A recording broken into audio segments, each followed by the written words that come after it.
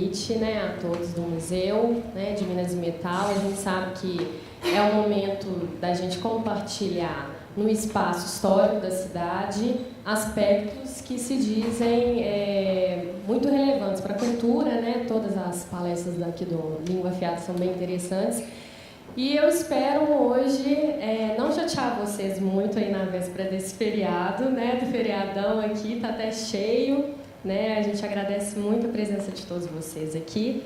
E o tema de hoje é um tema, bom, pode ser árido, pode ser mais tranquilo, né? É um tema um pouco específico, se relaciona ao patrimônio, né, arqueológico, né? Mas é um tema que às vezes também é fruto de passível de muita curiosidade, né? Porque as pessoas ficam assim, quem são os arqueólogos? O que faz, né? Como se faz?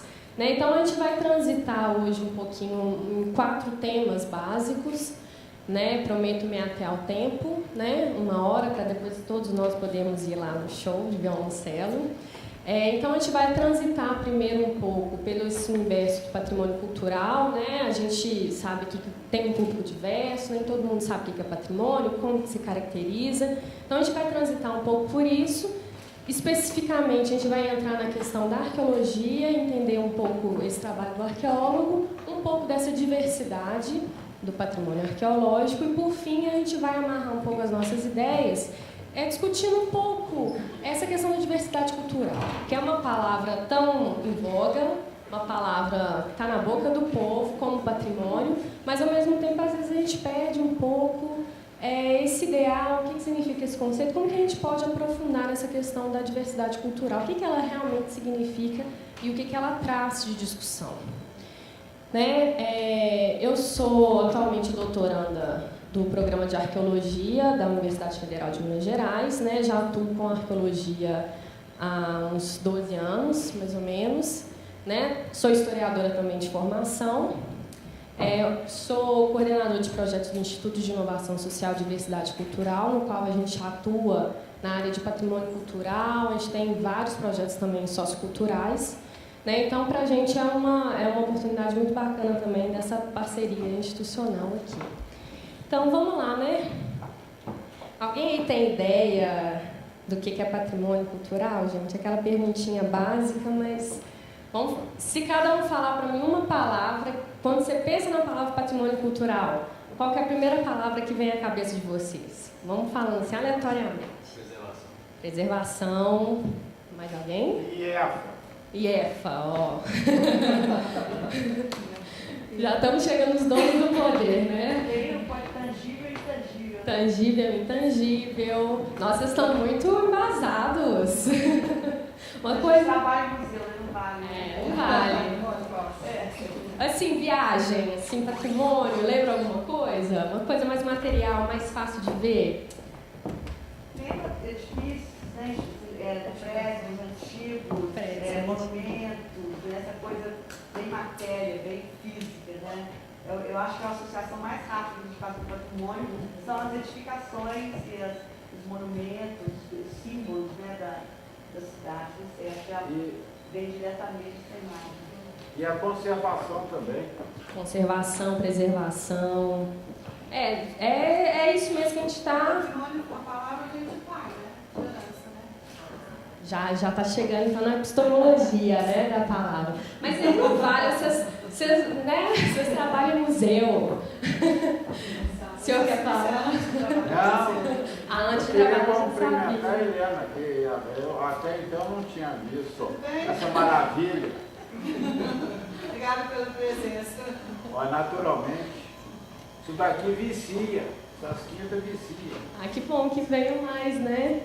Bom, então a gente vai fazer esse trânsito hoje um pouco nessa discussão, né, que eu falei, da questão da memória, da história, da diversidade cultural e como se dá nesse processo todo, que é um processo político também, né, o processo de própria construção da identidade das comunidades envolvidas, né.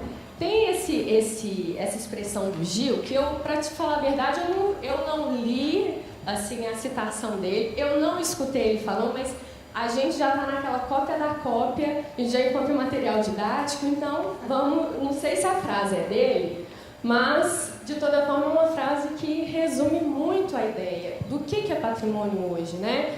Na concepção de Gil, pensar o patrimônio agora é pensar com transcendência, além das paredes, além dos quintais, além das fronteiras.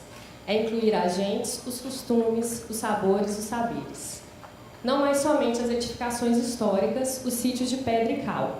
O patrimônio também é suor, o sonho, o som, a dança, o jeito, a ginga, a energia vital e todas as formas de espiritualidade da nossa gente. O intangível, o imaterial. Né? Então ela reduz. Deve ser muito essencialista, né, para ser do Gil. Quase que a gente escuta ele falando isso, né? Então, assim, hoje em dia, quando a gente pensa em patrimônio, de fato, né, veio aqui rapidamente a questão do imaterial.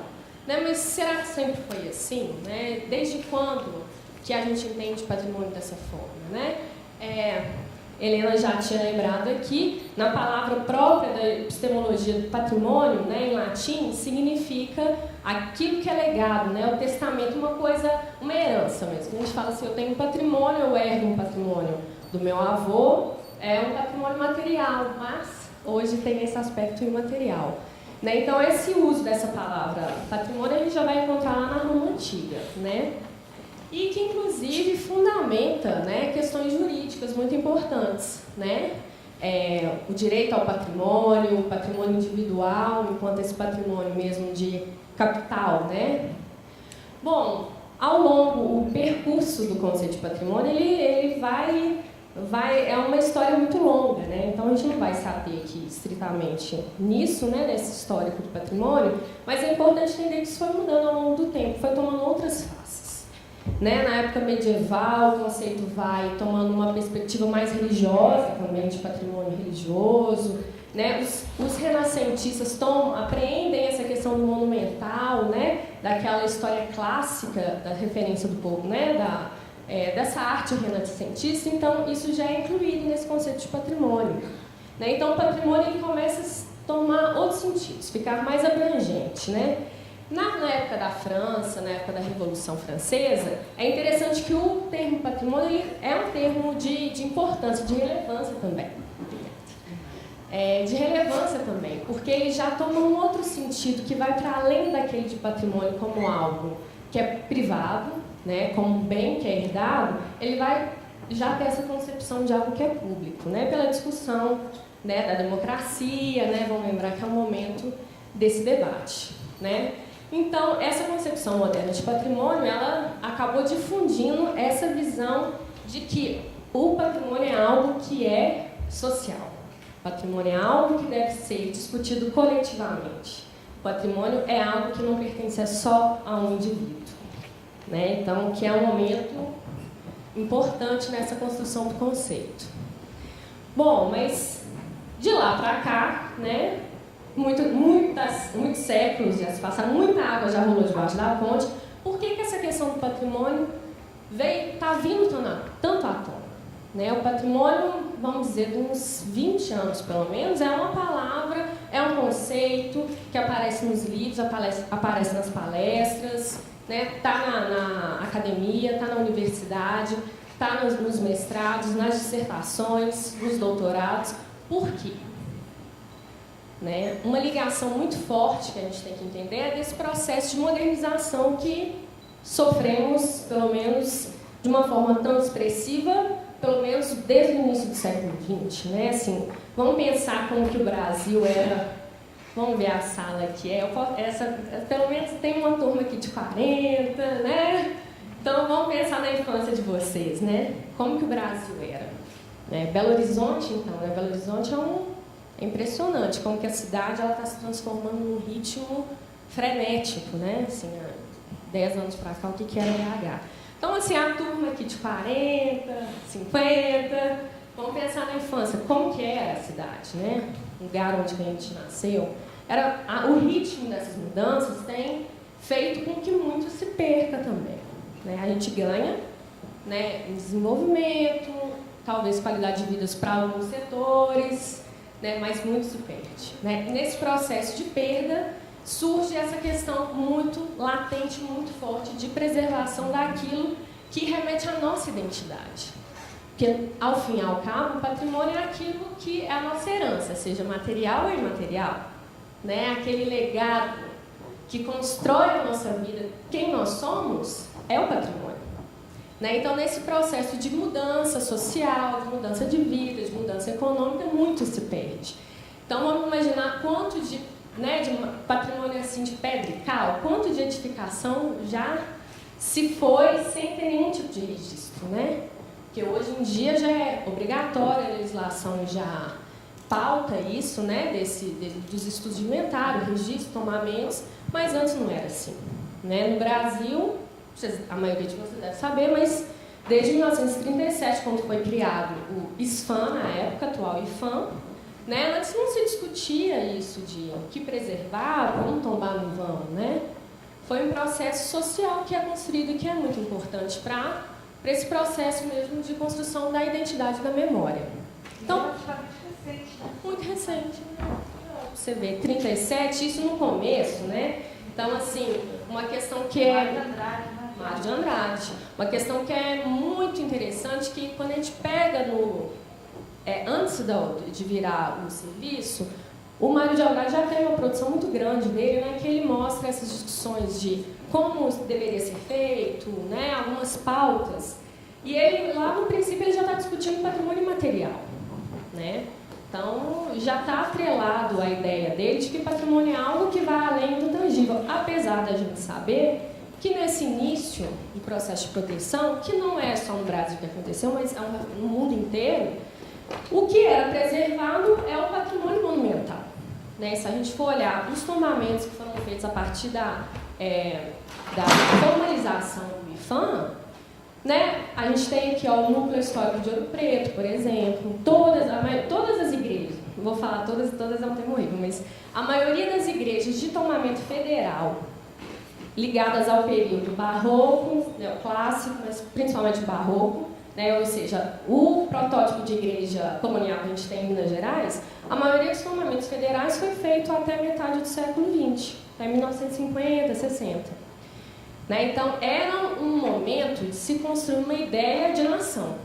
Estava se construindo uma... O que é o povo brasileiro? Né? A gente pensar que a abolição da escravidão, lá de 1888 para cá, está se discutindo a literatura, os intelectuais, a política, está se discutindo quem é esse povo brasileiro, que agora a gente precisa dar chancela legal para eles, tem que desenvolver a democracia em si. Quem é esse povo?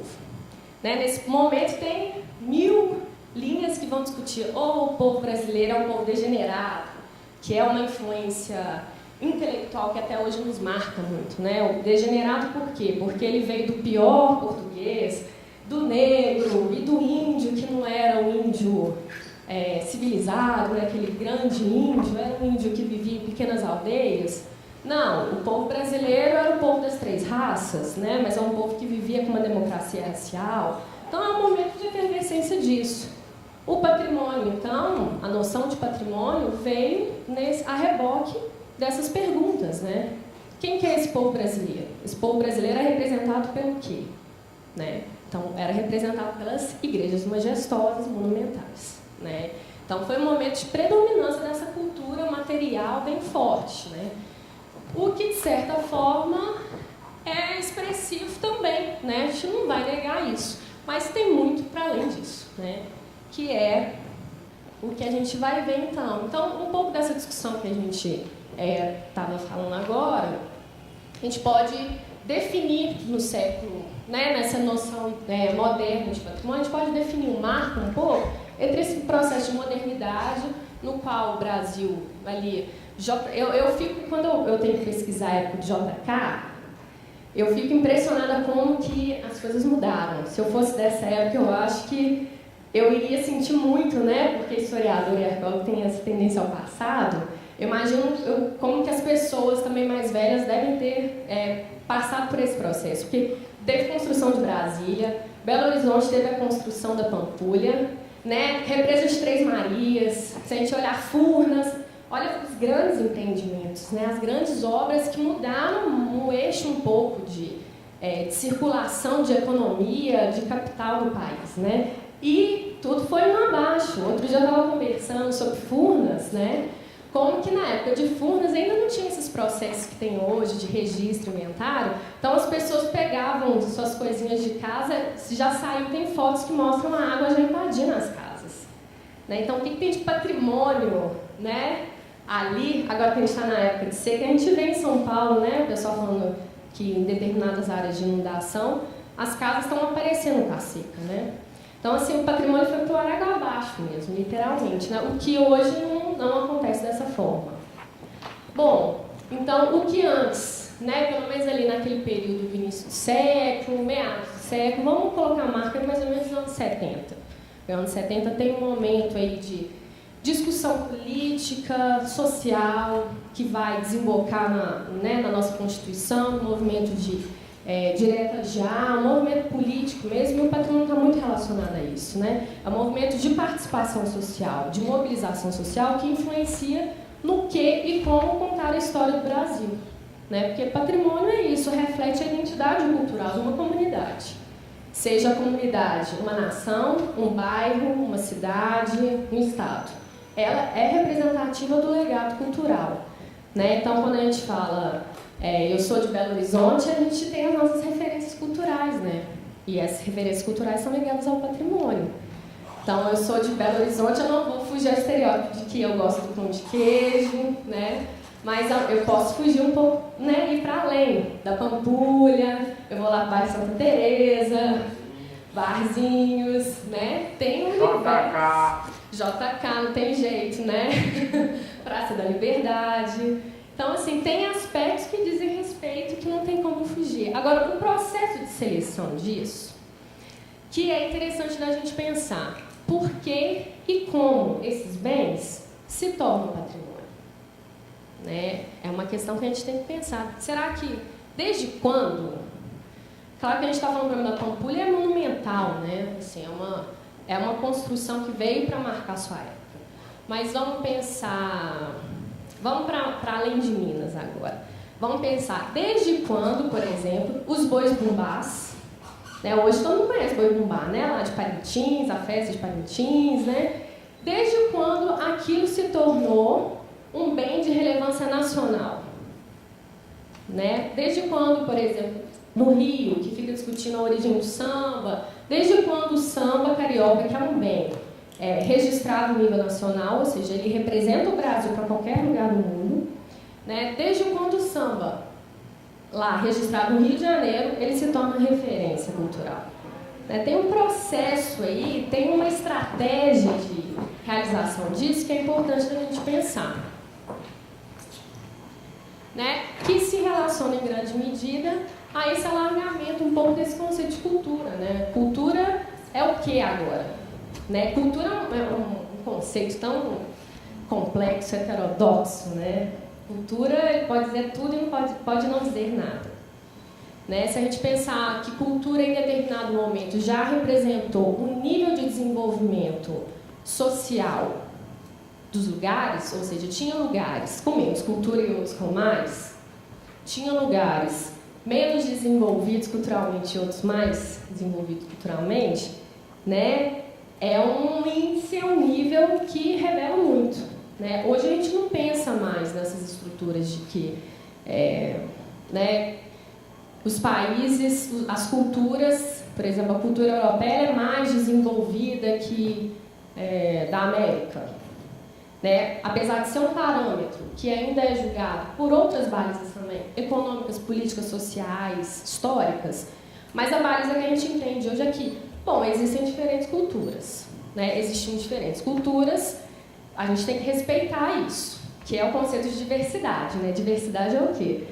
A princípio pode ser a igualdade das diferenças, né? Mas até que ponto é igual, né? Até que ponto essas diferenças também não ficam um pouco sorrateiramente escondidas nesse grande panteão que a gente chama de diversidade cultural.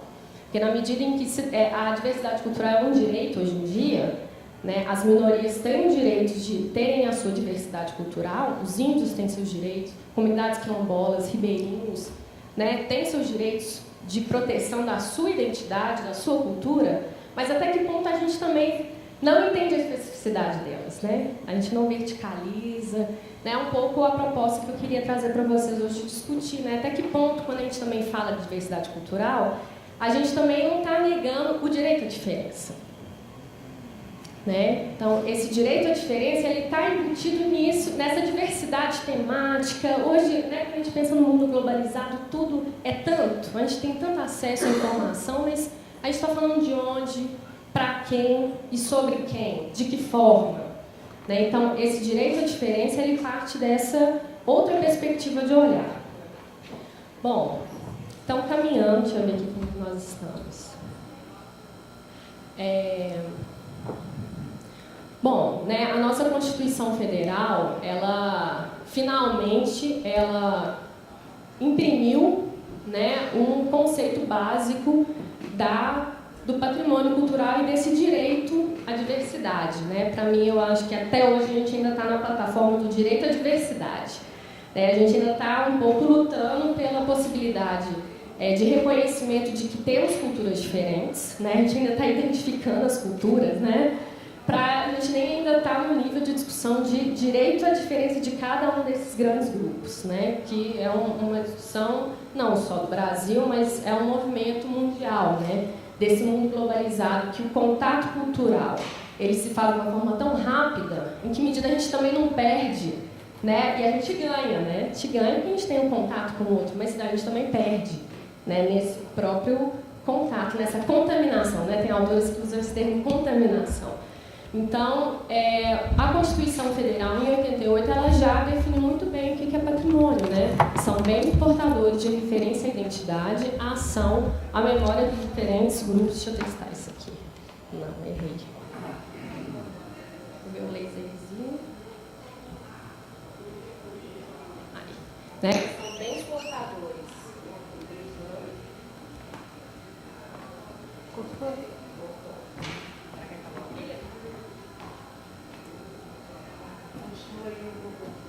Bom, então patrimônio, bens portadores de referência à identidade, ação, memória dos diferentes grupos formadores da sociedade brasileira.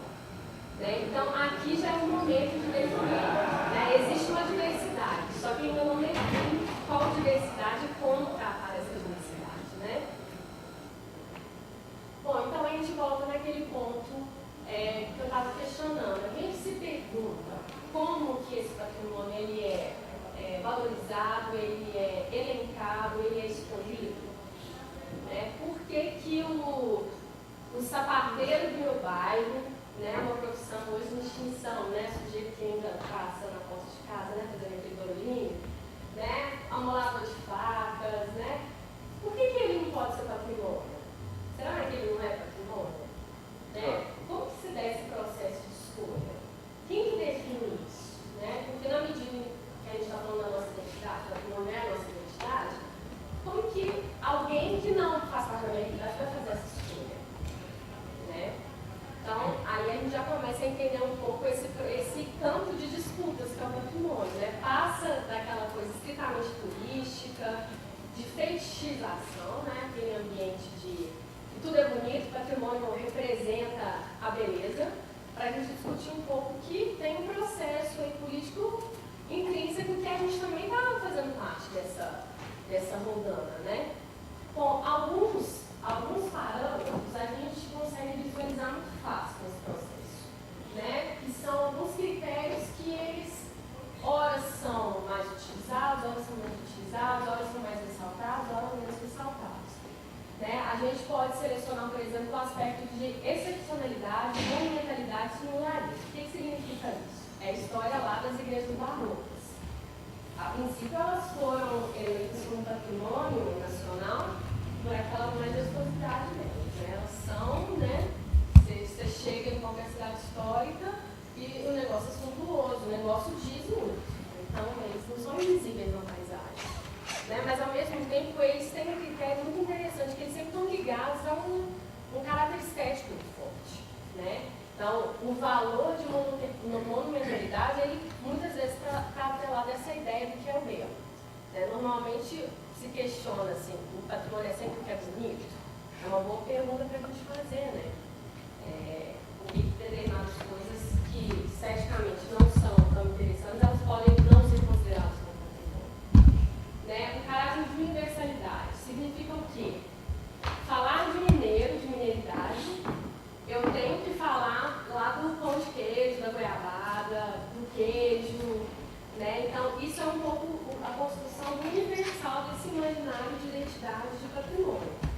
quiser falar de, vamos ver, me lembra aí, gente, vamos pensar em outros exemplos. Por exemplo, a cachaça. Cachaça, né? Mineiro que não toma cachaça. O alambique. Queijo canastra, queijo seco, que até foi agora, né, virou patrimônio Industrial. Queijo, né? A cerâmica, as panelas de... Jequitinhonha, né? O artesanato de Jequitinhonha hoje também, né? Quando você identifica aquelas bonecas, você já fala, peraí, é Minas Gerais, né? Agora, para além de Minas, vamos pensar outros exemplos. Vamos para o Rio Grande do Sul, por exemplo. Qual que é a primeira imagem que vem do Rio Grande do Sul no aspecto de bombacha. chimarrão, bombachos, pampas, churrasco, né? Pelo menos a gente não está falando só do patrimônio construído, edificado, né? A gente já está indo pelo menos em outros aspectos imateriais. Então, essa universalidade, vamos dizer, ela representa também aquele povo, então também passa a ser patrimônio. Né? Alguns bens eles são selecionados pelo seu uso, pelo seu valor pragmático. O alambique, por exemplo. Né? A estrutura de roda d'água hoje, que é uma estrutura muito rara, você vê em fazendas, né, que era movido por água, que podia ter associado moinho de fabricação de fubá, enfim, né? Roda d'água também podia ser usada para mineração. Então, esse uso, às vezes, é um bem que que não está sendo usado, está quase em extinção, e que tem um valor de uso em si, ele pode nem ser bonito, ele pode estar caindo aos pedaços, né, cheio de cacareca, madeira podre, mas ele tem esse valor de preservação, então ele passa a ser o patrimônio. Por sua vez, também tem um valor formal estético, que a gente deu exemplo já, tem um valor cognitivo de fonte de conhecimento, que também está atrelado a isso tudo, né? Um bem que representa muito sobre um saber fazer, né? Então, o bem que é fonte de conhecimento sobre um determinado momento da história, uma forma de vida, ele é patrimônio. Né? E, por sua vez, um item que tem tomado mais espaço nesses últimos tempos é o caráter de afetividade, que é muito contraditório também. Já que o patrimônio representa a coletividade, já que o patrimônio representa a herança do povo, a identidade, em que medida um critério de afetividade ele não é subjetivo o suficiente para não corresponder a essa coletividade? Então, vamos dar um exemplo. Lá do sapateiro da rua, né, do amolador de faca. Às vezes ele só está relacionado a uma comunidade muito restrita, né?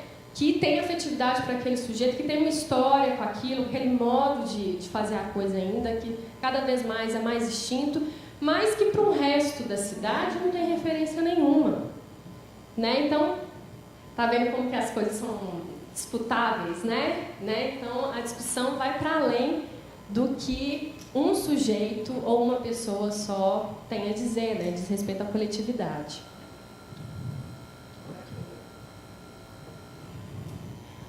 Né? Então, já que vocês lembraram do IEFA, né? É importante sublinhar que as ações de gestão não se limitam à gerência pública, mas também à iniciativa privada, ou seja, né, decidir quem e o que e de que forma preservar, o que é patrimônio ou não passa só pela instituição governamental, mas a iniciativa privada também participa disso. Né? São as consultorias que realizam os estudos técnicos, né, que fazem ações nas comunidades, ações sociais, né, o que demonstra que a atual política do patrimônio cultural envolve diferentes agentes. Né? Não só a gente, mas vai para muito além da gente, simplesmente. Né? É uma instância política, é uma instância cultural estratégica. Né? Então, o que acarreta nas disputas pela definição de desafios, diretrizes e estratégias de atuação. Como e o que proteger. Né? Que nesse processo de seleção, muita coisa fica de fora. Né? O que é patrimônio? Né? O que eu acho que é patrimônio? Tudo pode ser patrimônio. Né? Então, a gente entende que tudo tem potencial para ser patrimônio, mas nem tudo se torna patrimônio. Né? Que são, né, viabilizados por esses critérios que a gente estava discutindo, alguns deles, mas também viabilizados por essa discussão que a gente está mostrando assim, da questão política, do que eleger para ser patrimônio ou não, o que colocar no esquecimento. Né? Tem um texto do Jorge Luiz Borges, né, daquele escritor argentino. Esse texto, para mim, é uma pérola. que ele fala chama Dilema do Centauro. Ele fala desse processo de esquecimento de um sujeito que não sabe esquecer. Né? Então, o que será, né, que a gente acredita que tudo pode ser guardado na memória, né? Nosso cérebro é uma caixa preta, mas aí ele, de forma poética, ele demonstra como que nesse processo de que a gente não esquece, tem coisas que a gente não coloca debaixo do tapete, a gente acaba se tornando um sujeito que sofre, um sujeito que não sabe fazer escolhas. Né, que é a chave da coisa, né? Tem momentos tem situações que a gente tem que elencar algumas coisas, colocar algumas coisas em expressão e outras vão sempre sendo apagadas. Agora, esse processo tem que ser muito claro para a gente, né? Para a gente entender as nossas próprias articulações. Bom, eu trouxe aqui, a maioria de vocês deve conhecer, mas eu trouxe aqui só uma forma de categorização desse patrimônio. Né? Existem várias categorias, a gente já falou uma aqui do material e imaterial, tangível e intangível, que diz respeito a essa natureza disso. Porque, já que o patrimônio representa a cultura, né, como que a gente vai ordenar esse caos? Porque é muita coisa. Então, a gente cria algumas categorias que são didáticas, né, simplesmente para a gente organizar essa realidade. Uma estrutura, um conjunto que a gente falou já que tem muito destaque, são as estruturas arquitetônicas e urbanísticas, né? A gente trouxe aí alguns exemplos. Vocês conhecem essa igreja?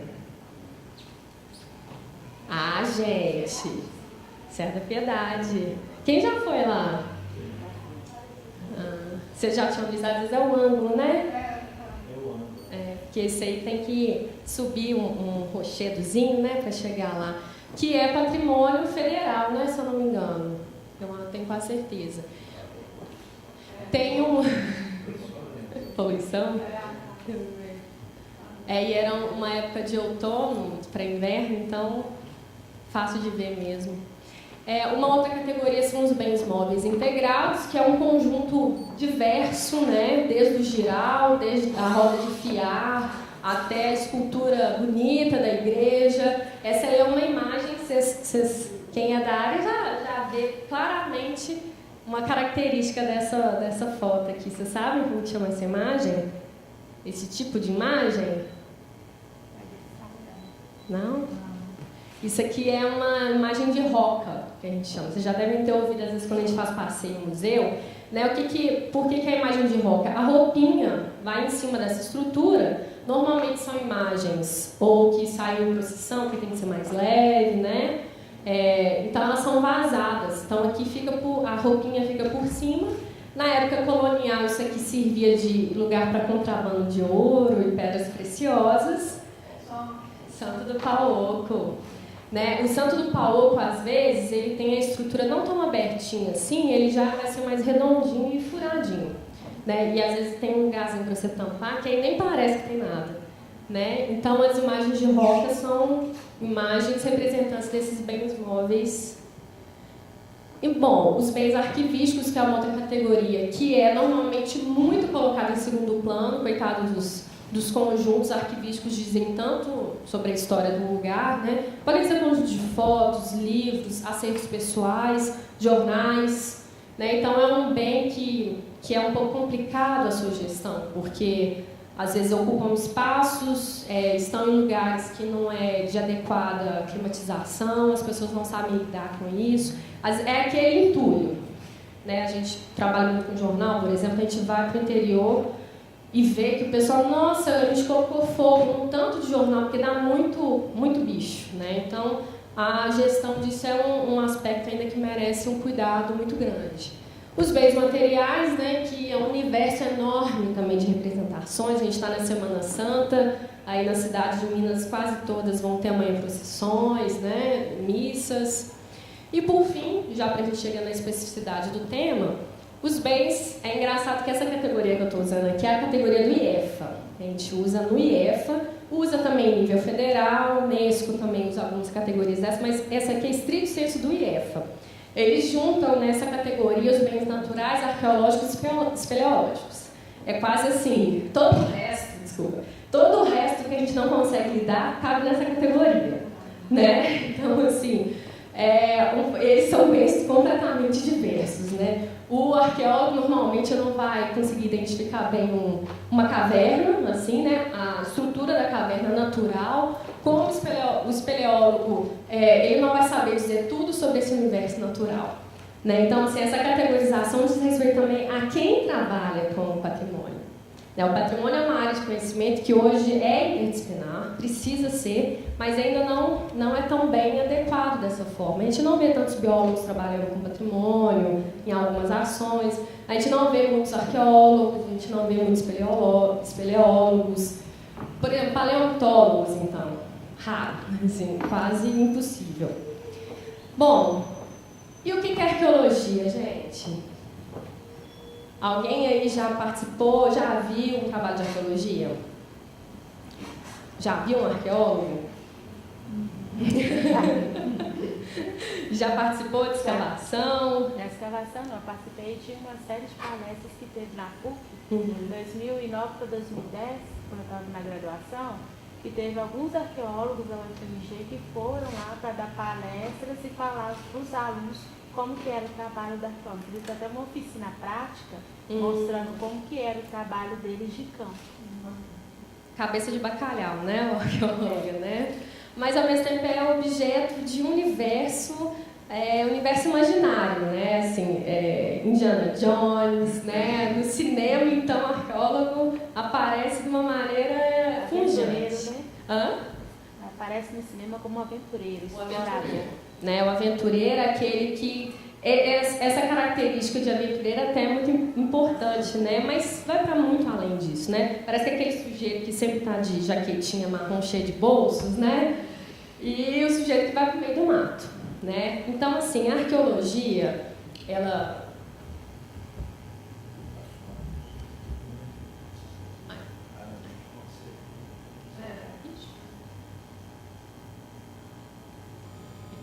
Então, a arqueologia é uma área muito específica. Hoje a gente já tem até o curso de graduação na Universidade Federal de arqueologia, mas não específica, é antropologia e arqueologia. É uma área que tem crescido nesse aspecto de especialização. Por quê? Porque ela demanda muita coisa. Primeiro, uma interdisciplinaridade, que o arqueólogo ele não é somente o arqueólogo. O arqueólogo ele tem que entender um pouco de botânica, ele tem que entender um pouco de caverna, ele tem que entender de solo, ele tem que entender de muita coisa. O que ele se difere de outros profissionais da área de ciências humanas? Né? Porque se a gente for olhar antropólogo, sociólogo, historiador, arqueólogo, esse povo todo está trabalhando com o universo social. O que é o homem, como que o homem se desenvolve ao longo do tempo e do espaço, o que é cultura, quais são as relações culturais. Mas o arqueólogo tem uma característica específica. Ele trabalha mais, eu digo mais porque é uma leitura recente do arqueólogo, ele trabalha mais com os vestígios materiais. Ou seja, né, coisas que foram largadas, que é o lixo, é o material do arqueólogo. Né?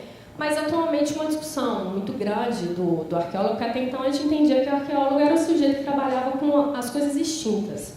Populações extintas, comunidades extintas, algo que está em desuso, né, que ninguém usa mais, que está em ruína. Né? A arqueologia, hoje em dia, tem que trabalhar com outras áreas, porque a gente não consegue só aprender um pouco desse processo da cultura, desses povos antigos, sem a gente associar com outras fontes. Né? Então, o processo de trabalho do arqueólogo exige, sim, essa análise dessa cultura material. A gente tem que ir a campo para ver. Né, o que está acontecendo, o que tem lá, o que a gente acha.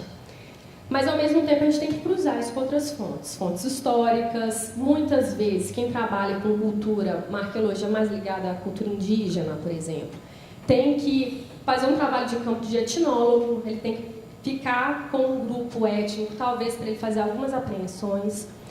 Agora, tem um mito que é, assim, quase que uma obrigação do arqueólogo. Né? O arqueólogo, quando a gente vai fazer uma escavação, se a gente acha cerâmica, por exemplo, indígena, tupi-guarani antiga, né? E na região tem ainda grupos indígenas.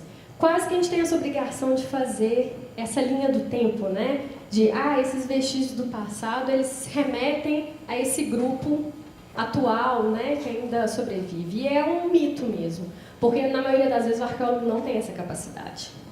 A gente tem que entender que a atuação tem que ser muito modesta para não incorrer em erros históricos, né, de indicar um passado material para uma cultura que às vezes não tem nada a ver com aquilo. Né? Então a gente encontra, por exemplo, muitas pinturas rupestres em Minas Gerais. Né? Minas Gerais é um celeiro enorme para isso.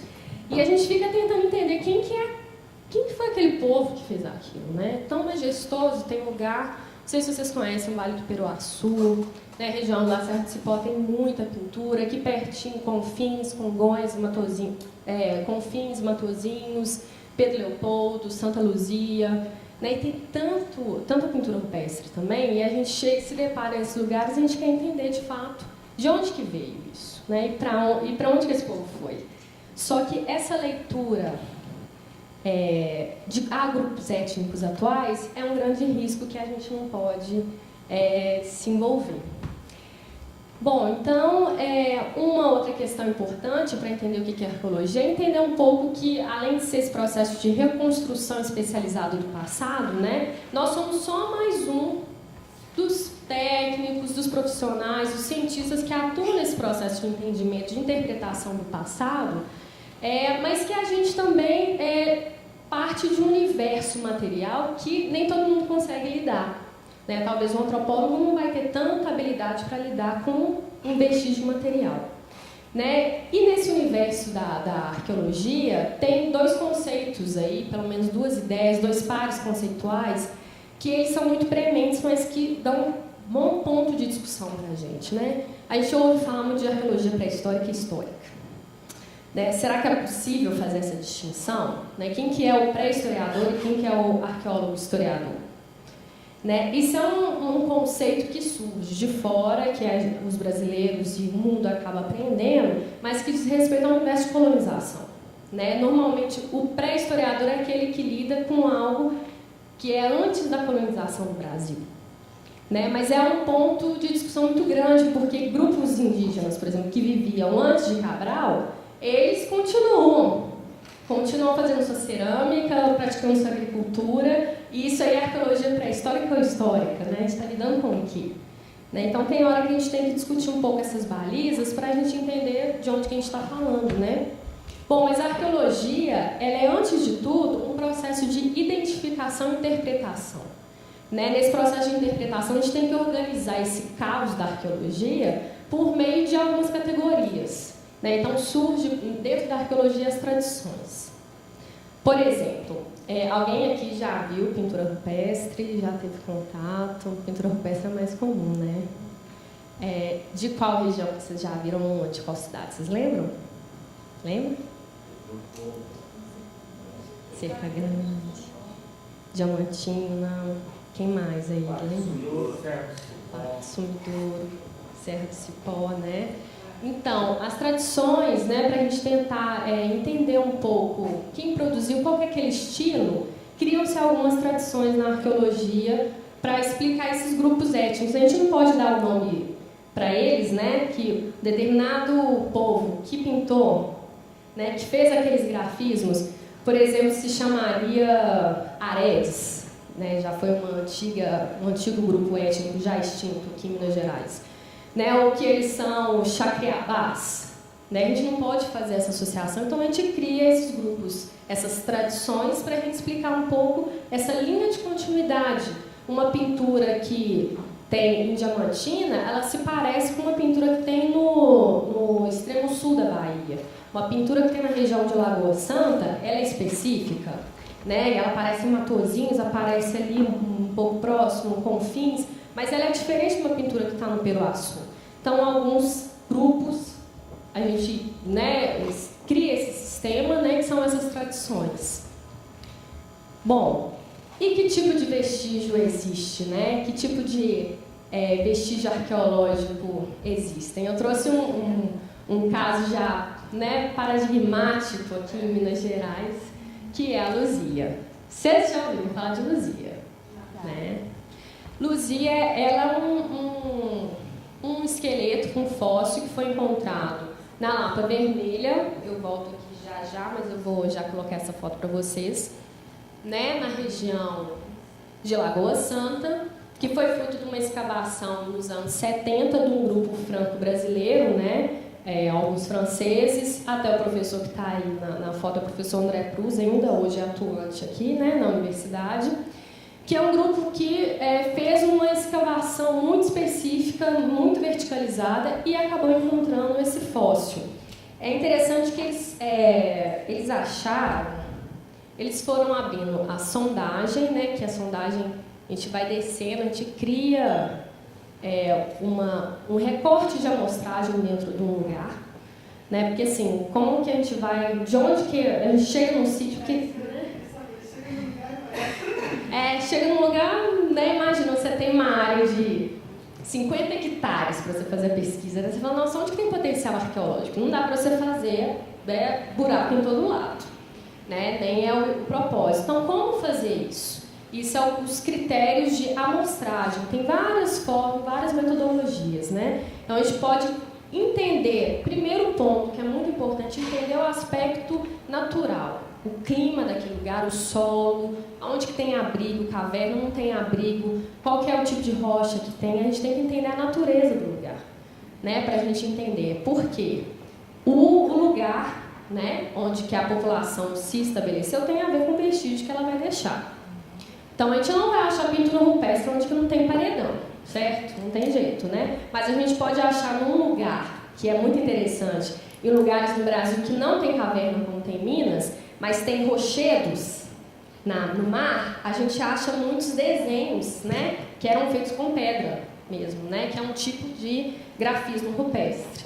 A gente não vai achar certamente um vestígio de mineração colonial no lugar onde que não tem curso d'água, né, queda d'água, se for no século XVIII, então, que necessitava daquela queda d'água para, né, quebrar as pedras, né, para fazer todo o processo. Então, o meio ambiente diz muito respeito sobre os vestígios arqueológicos.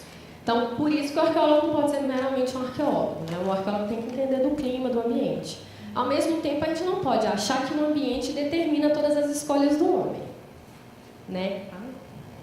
Existe hoje algum equipamento eletrônico, espectrónico, que auxilia para detectar um cabelinho já existe uso? Outro dia eu estava até lendo uma matéria no Forte dos Reis Magos, no Espírito Santo, né, também, que, né, não, é em Natal, mentira, esse forte dos Reis Magos é em Natal. Eles estavam fazendo dentro do forte, passando um equipamento que ele detectava ferro, né, por que ferro? E por que o uso disso naquele forte? Porque eles estavam querendo detectar as balas, algum canhão, né, enterrado, mas você pensar que o uso desse equipamento ele tem que ser muito específico ao vestígio que você já está procurando, né? Você tem que fazer uma prévia desse ambiente para você entender qual a natureza do vestígio que você vai achar. Então, quando a gente vai para o meio do mato, né, na visão da paisagem, a gente está caminhando, a gente já sabe que é uma área que tem propensão de ter vestígio arqueológico, fontes orais já indicaram para a gente que ele tinha habitações, e a gente já vai com essas informações. Faz pesquisa histórica e mapa, dependendo, né, do tempo histórico que você está tratando, mas se for uma área que já era colonizada, então você vai ter uma diversidade de documentos para você cruzar. Então você já vai com esse material. Google Earth hoje, né? Google Earth é uma pérola, porque você já faz um mapeamento também, já vê áreas de mata fechada, podem ter vestígios perto de curso d'água ou não. Né? Então, você já faz esse mapeamento, já vai para campo com isso. Agora, a área, por exemplo, de um item que é fundamental, se você está indo para o mato, aqui em Minas Gerais, supondo, eu estou indo para Barão de Cocais, que tem um sítio arqueológico lindo lá de pintura rupestre. Dizem que tinha umas taperas velhas, né? O povo fala assim, né? Umas taperas velhas abandonadas ali, né? Então, você fala assim, e é uma área de mata fechada, como que você vai achar isso, né? Você começa a identificar na paisagem árvores frutíferas. Isso é testemunho de ocupação humana, né? Então, você já começa a dizer, opa, peraí, eu vi uma mangueira ali. Depois você vê uma goiabeira, né? Isso é um índice, por exemplo, é uma leitura da paisagem.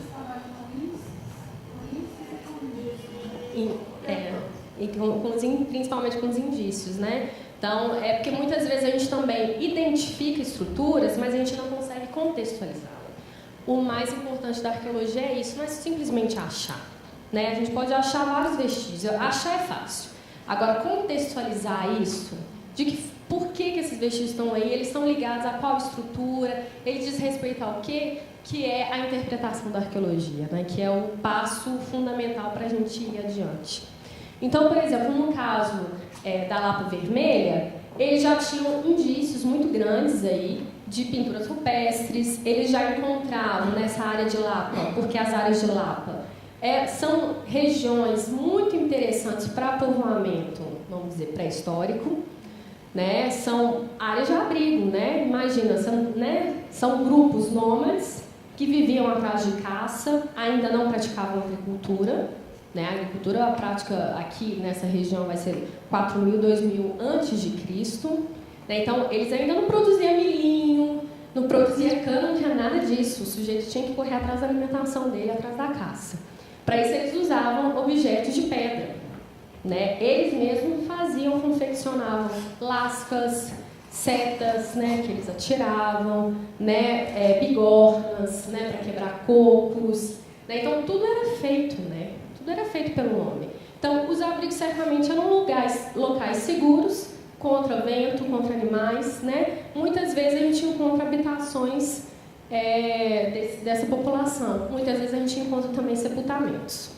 Né? Então, no caso da Lapa Vermelha, onde foi encontrada a Luzia, e aí eu já volto para vocês verem ela, parece que ali nem foi um lugar de sepultamento. Eles tiveram que descer muito, eu acho, mais de 7 metros no sedimento, né? Porque cada camada, gente, a gente não pensa dessa forma, mas todos os sedimentos que vão sendo acumulados, eles dizem respeito a um tempo.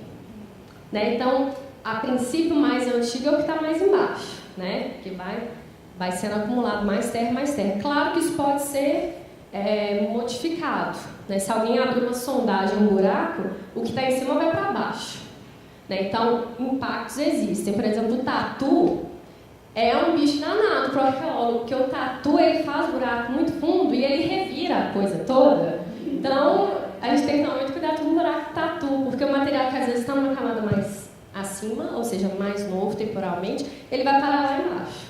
Então, a gente consegue identificar quando a gente vai abrindo as sondagens, a gente vai descendo 10 centímetros, 10 centímetros, 10 centímetros.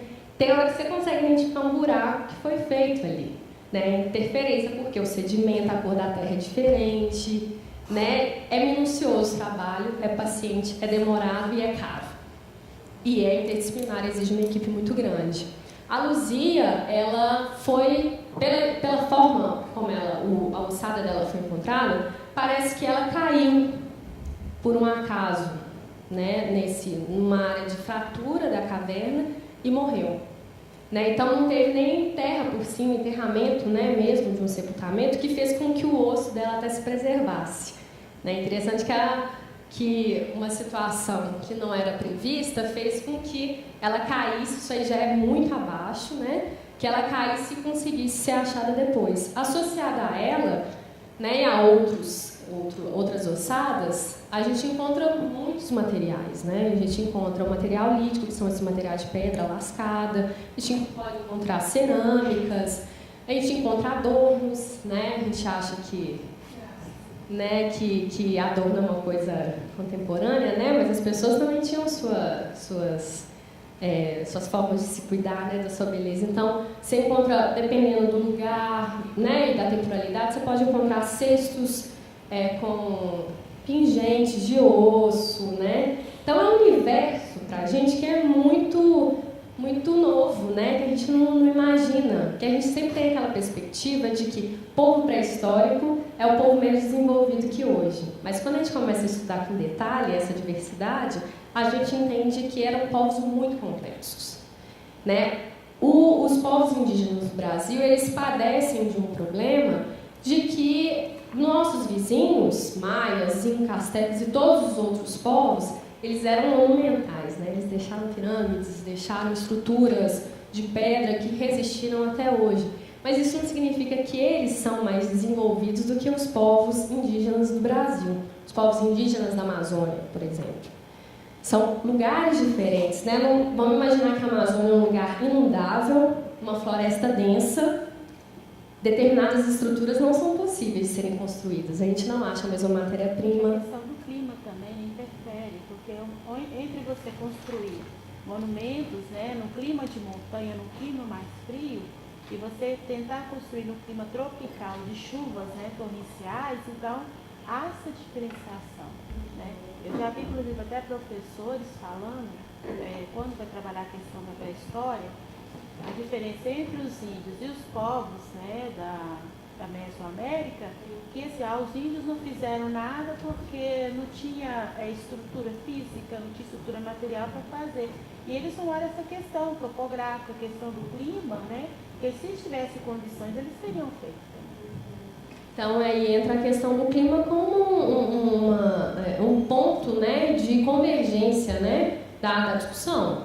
Né? Não adianta a gente querer construir pirâmide na Amazônia se não tinha material lá. Ao mesmo tempo, lugares dos Andes altos que precisam de proteção contra o vento. Né? Você não pode fazer o mesmo tipo de construção que um índio da Amazônia com paliçadas, né, com palha, ele consegue construir.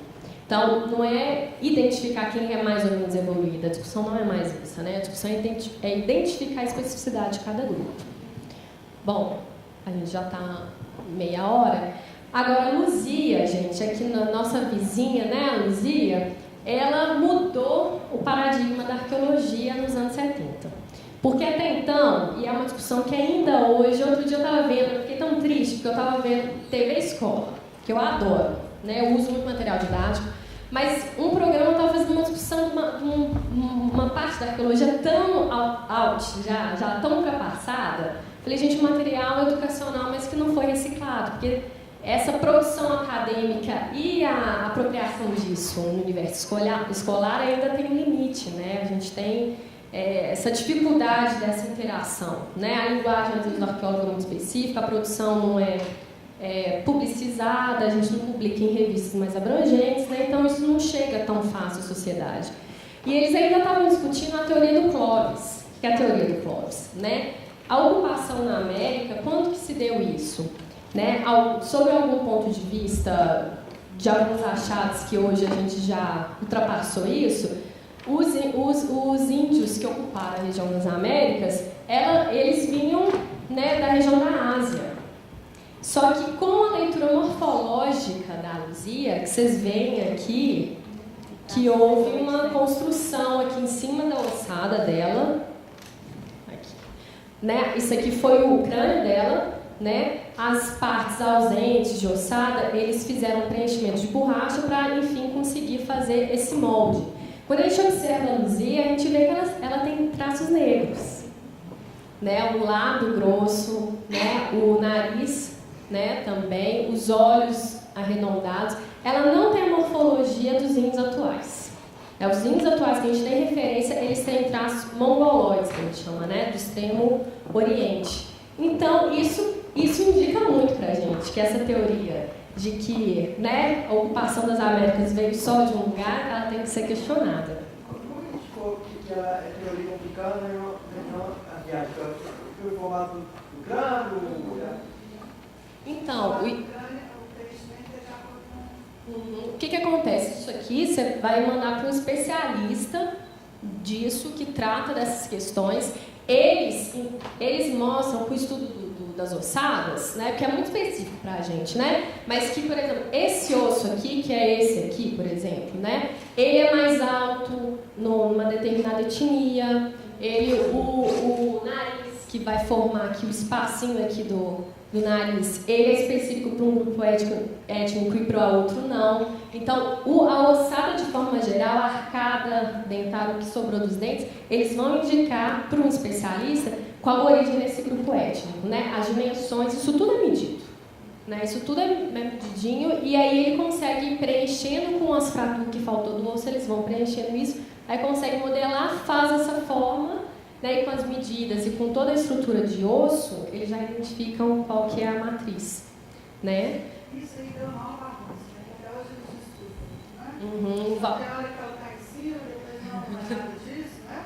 O que acontece? O Walter Neves, que é o paleontólogo que tratou o Delcio Sossada e trata até hoje, como a Luzia, ela foi um achado excepcional até então, né? Até então tinha essa origem, né? Assim, na Ásia. Ela foi um achado que mudou a história que estava sendo construída até então. Você precisa de outros ossos, outros achados em outros lugares para você comprovar a tese, né? De que, olha, ocupação na América no período de 12.000, 8.000, 10.000 a.C.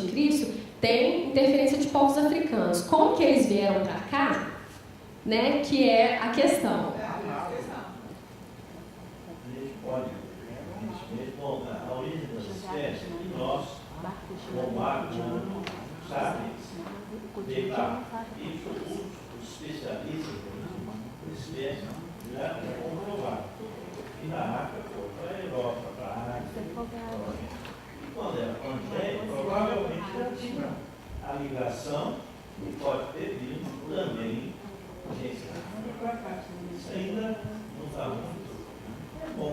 muito fechado, né? Agora, a Pangeia, geologicamente, o distanciamento da Pangeia é enorme, né? Então, a idade geológica que a gente está tratando, claro que a gente sabe que a Pangeia era um continente, né, que ligava, né? Então, já teve trânsito nessa época, né? Coisa que a gente, talvez, ainda pode achar em algum momento, ou o nosso clima fez com que essa ossada já evaporou, né? Já se transformou em solo, adubou já as árvores.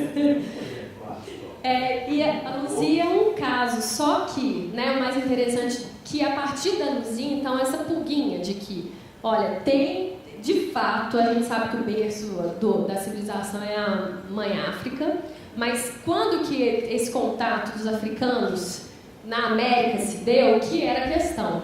Então, a Luzia veio com esse paradigma, assim, eles conseguiram fazer a datação de carbono, que é uma tecnologia que o material é tratado carbono 14, para você conseguir uma datação genérica, né? Disso, atualmente, então ficou essa discussão, né? A Luzia era uma mulher aqui na América do Sul, porque na região dos Estados Unidos, mais ou menos nesse período, teve uma datação lá também de 14.000, né? Então, o que foi muito interessante, traços negroides também. Então, aí começou a ter outros achados.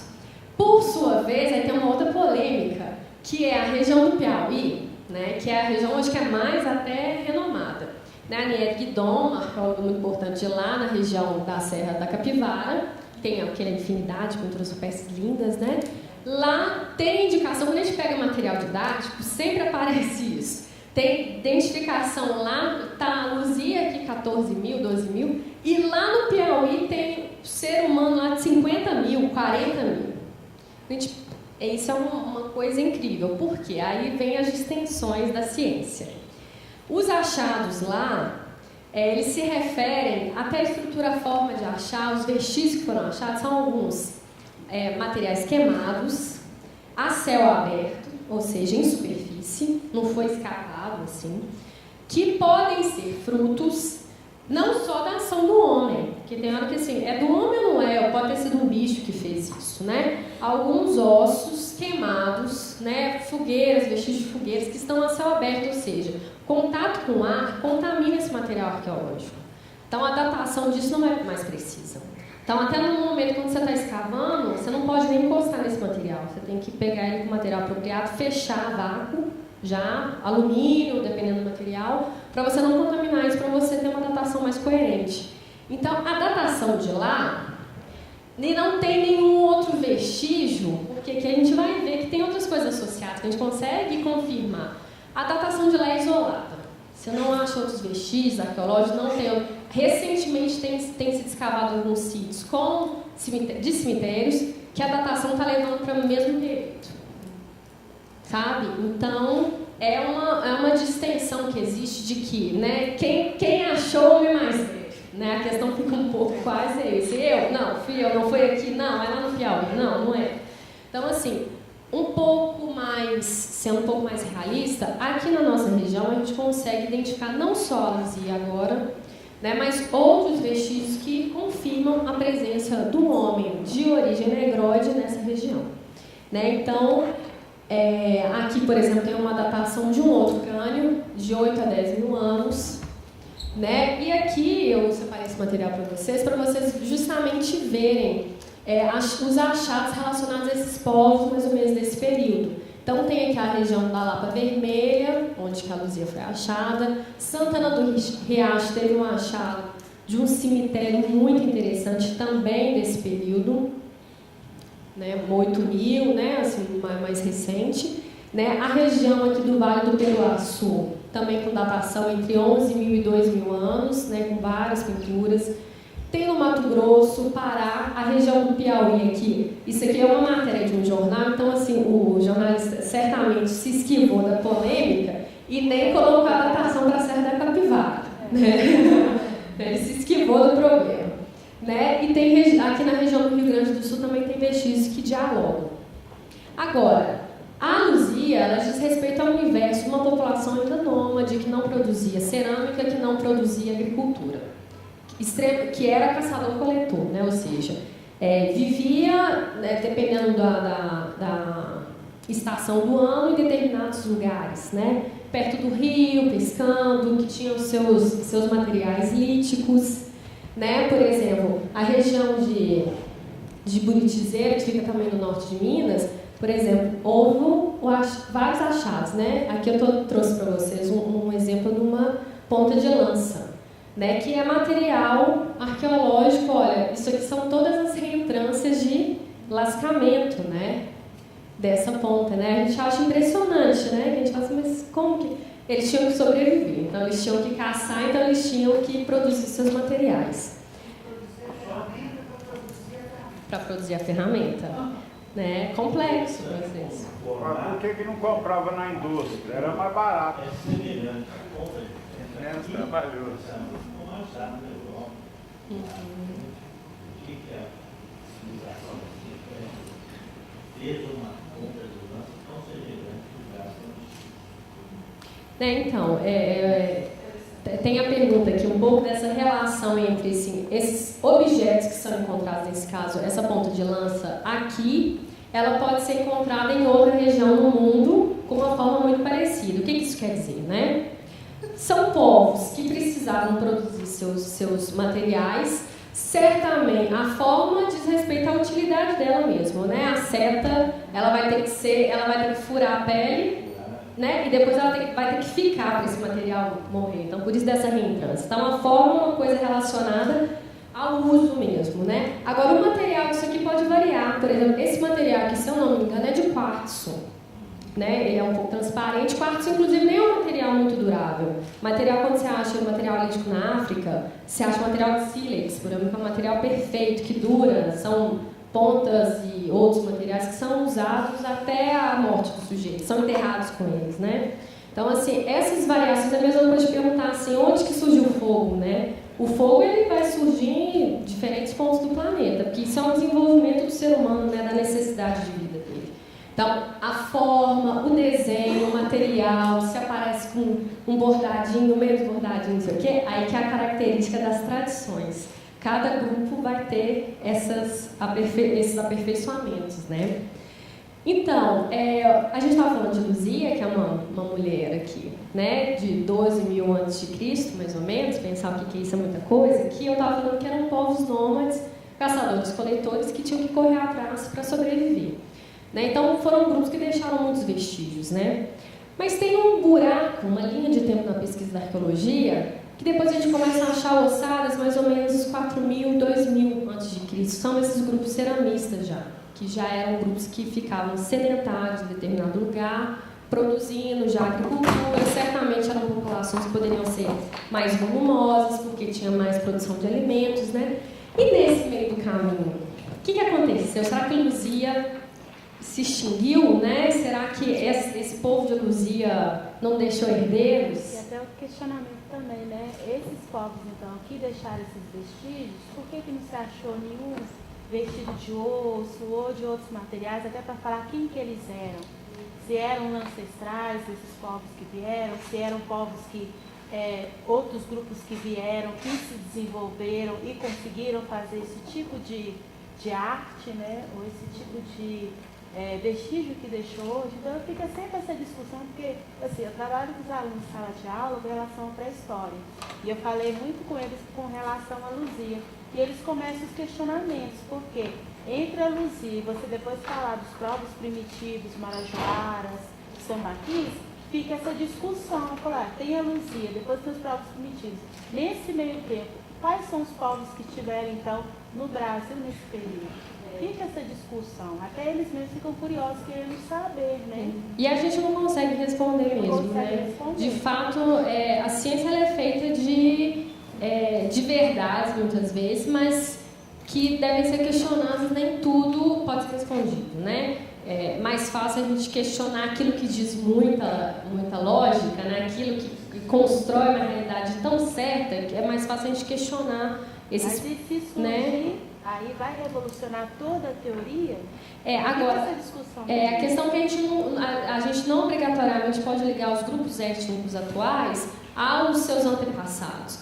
Luzia pode ter acontecido com essa herança genética da Luzia ter ficado por ali. A gente não sabe, a gente não consegue ter esse controle, né? Mas, ao mesmo tempo, novas pesquisas geram novas respostas, né? Eu acho que o que falta mais são novas pesquisas para gerar novas perguntas e novas respostas, né? Então, a construção de uma linha de civilização é uma demanda nossa pelo nosso conhecimento dos nossos antepassados, né? Das nossas origens. Mas, ao mesmo tempo, nem tudo pode ser respondido. Luzia, depois de 8.000, a gente não acha mais vestígio arqueológico claramente ligado a essa população negra, negroide. Depois, os outros traços, os outros crânios são totalmente diferentes, né? E interessante que respostas são procuradas na região de Buritizeiro, que é norte de Minas, né? Não muito longe ali do Vale do Peroaçu, foi encontrado outro tema que vai mudar o paradigma da ciência recente. Nem tem publicações ainda científicas a esse respeito. Buritizeiros, a prefeitura de lá foi fazer construir uma caixa d'água na cidade, né? E aí quando eles começaram Subterrâneo? Não.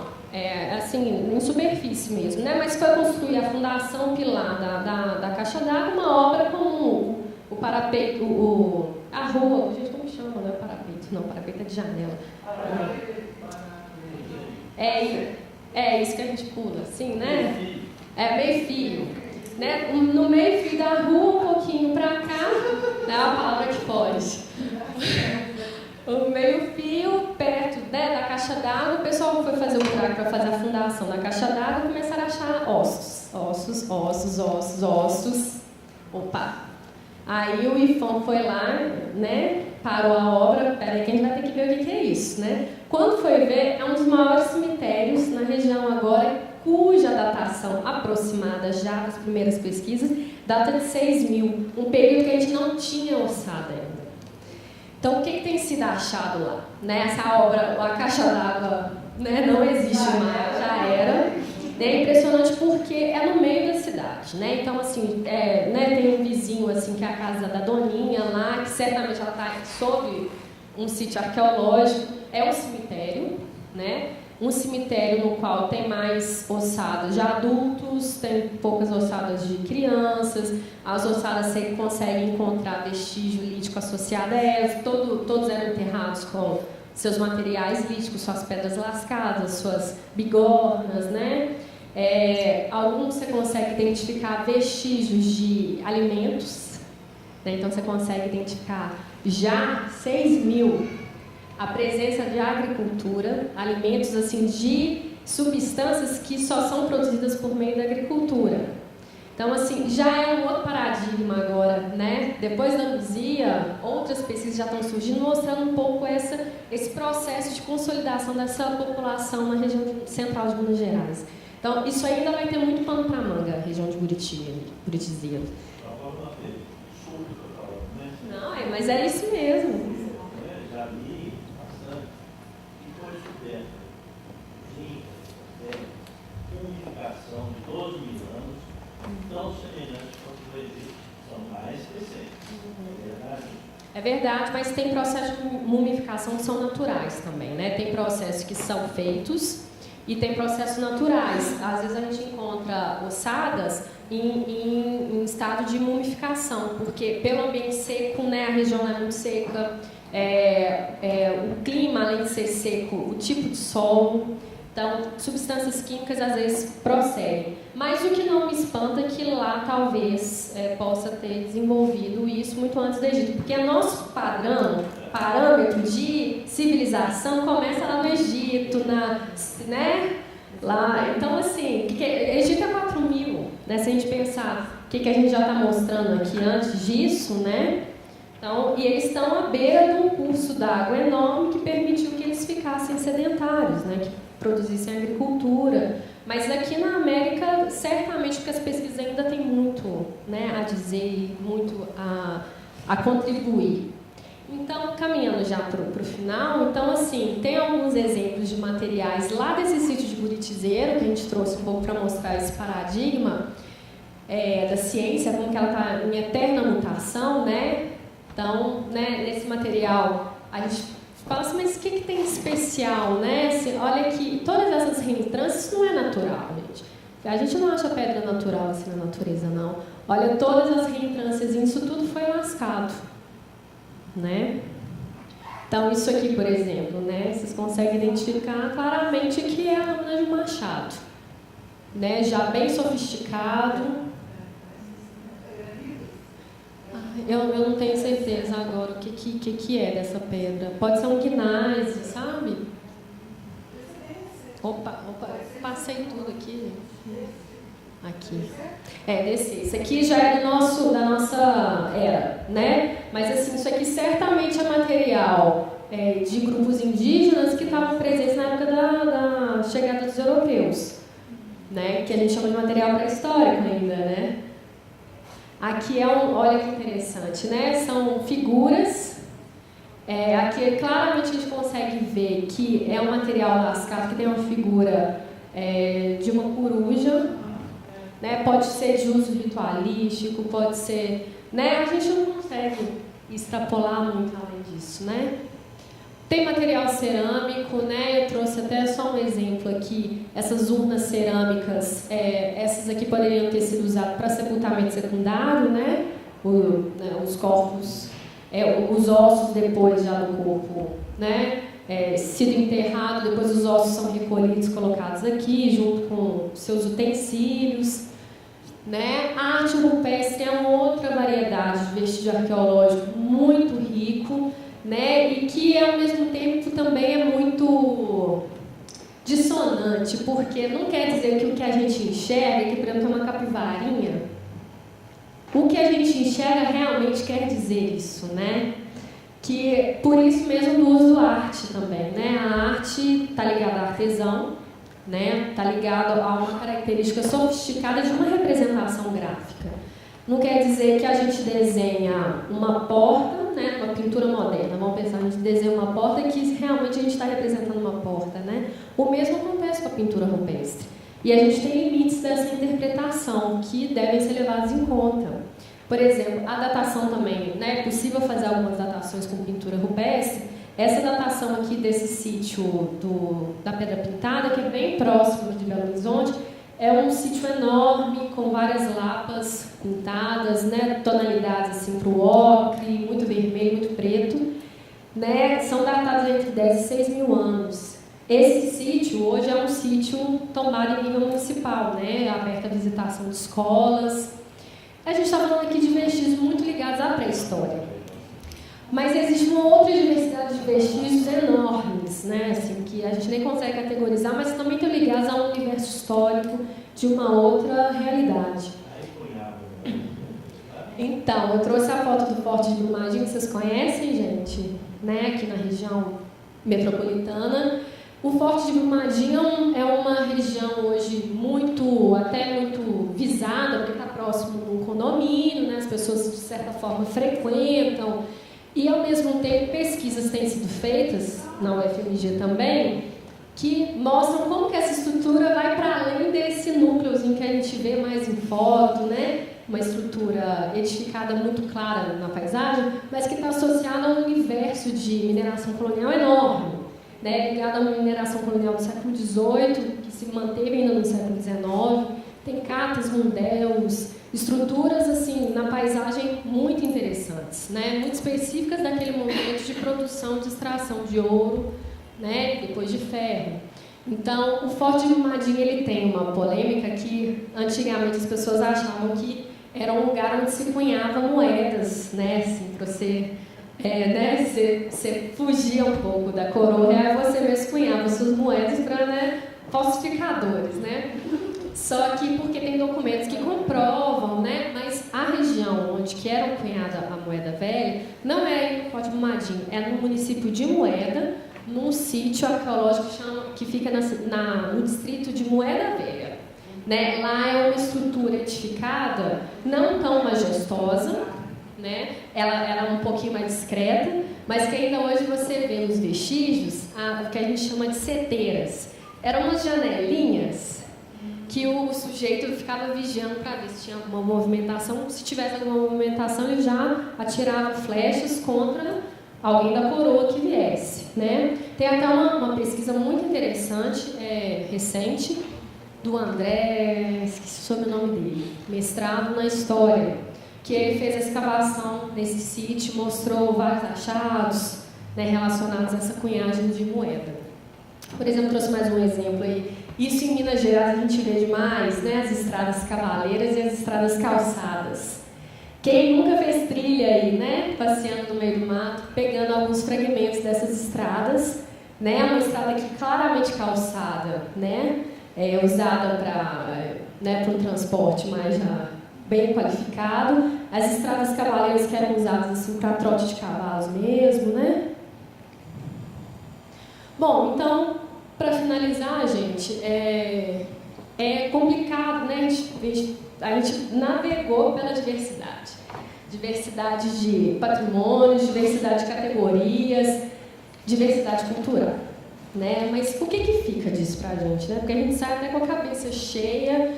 Como fazer o trato disso, que é muito específico? Né? O que a gente pode dialogar, o que a gente pode contribuir para além de falar, sim, temos um patrimônio diverso, sim, temos um patrimônio heterogêneo, sim, temos muita coisa. Né? Então, um ponto que eu ressaltei no início, que eu gostaria de chamar a atenção, é a questão da interpretação da diferença.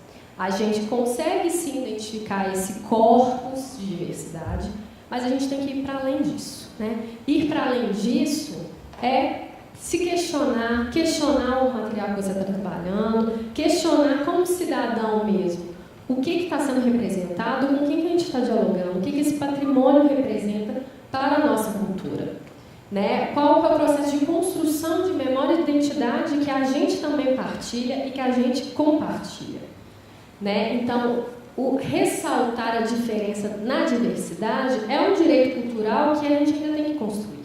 Né? Atualmente, a gente tem atuado no processo de um pouco de consolidação da diversidade enquanto direito, mas a gente tem que trabalhar também nessa perspectiva de diferença da diversidade. Né? Não é à toa que os movimentos sociais hoje, por exemplo, das minorias, que a gente ainda chama assim, né, eles têm tomado, né, frente e vindo mais à tona, que é o direito pela diferença mesmo. Né? Além do mais, a diversidade, ela também representa, nesse aspecto da identidade, as nossas diversas origens, que tem que ser muito além do índio negro, da tríade índio, negro e português. Né? Tem uma diversidade aí de grupos, dentro inclusive dos grupos de portugueses, dos índios e dos negros, que a gente ainda também não se deparou e não prescrutou sobre elas. Né? Quando a gente fala de África, né, nós temos influências africanas, que África que é essa que a gente está falando. E além da África, nosso grande legado, a dívida que a gente tem com os povos indígenas de Minas Gerais, por exemplo, já que o foco é Minas, mas de Minas Gerais que a gente não conhece o nosso passado étnico indígena. Né? Então, o reconhecimento da diferença é dar o direito às partes constituintes de se manifestar. A igualdade não pode se manifestar pela anulação da diferença. Os processos de identificação e interpretação da sociedade devem ser relacionais.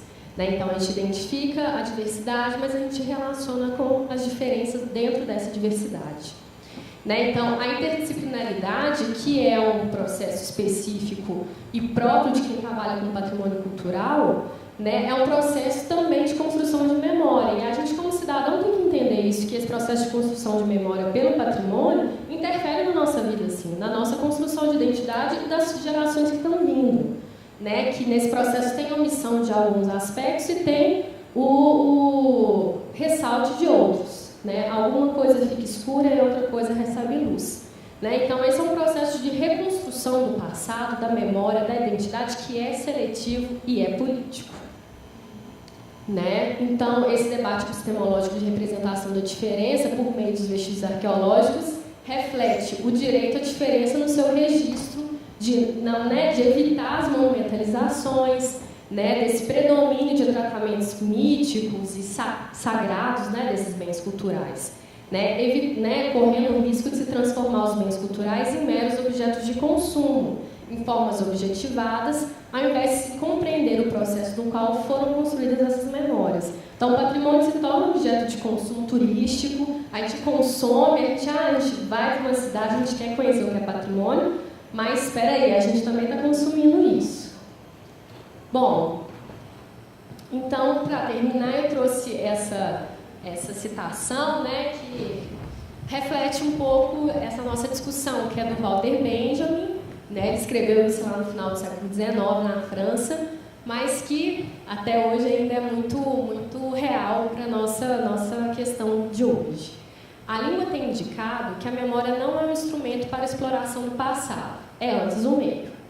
Quem pretende aproximar-se do próprio passado soterrado deve agir como um homem que escava. Antes de tudo, não deve temer voltar sempre ao mesmo fato, espalhá-lo como se espalha a terra, revolvê-lo como se revolve o solo, pois fatos nada são além de camadas que apenas a exploração mais cuidadosa entregam aquilo que recompensa a escavação. É indispensável a enxada cautelosa e tateante na terra escura, e se ilude privando-se do melhor quem só faz o inventário dos achados e não sabe assinalar no terreno de hoje o lugar no qual é conservado o velho. Então, é uma alusão um pouco, esse é o trabalho do arqueólogo, mas que é um trabalho um pouco da recuperação da escavação da nossa própria memória e da nossa própria amnésia também. Então, cheguei, acho que passei 5 minutos, mas deu, né, gente? Eu queria agradecer a paciência de vocês nessa véspera de feriado. Qualquer questão, meu e-mail está aí. Um abraço.